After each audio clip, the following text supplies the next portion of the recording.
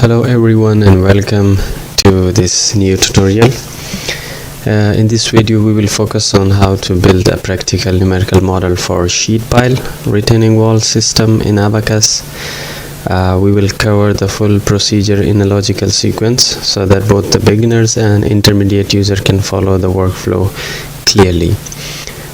Specifically, we will go through defining the problem geometry, assigning soil and steel material properties, selecting appropriate element type, and then applying the boundary condition and setting up the analysis steps.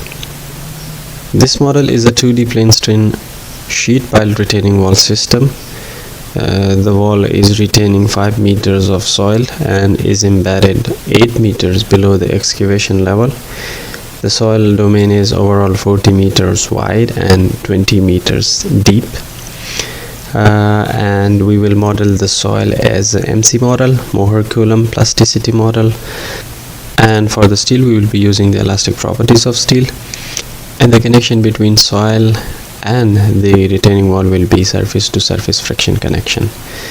So let's begin with the modeling strategy in the Abaqus. Alright, so here we are in the Abaqus interface.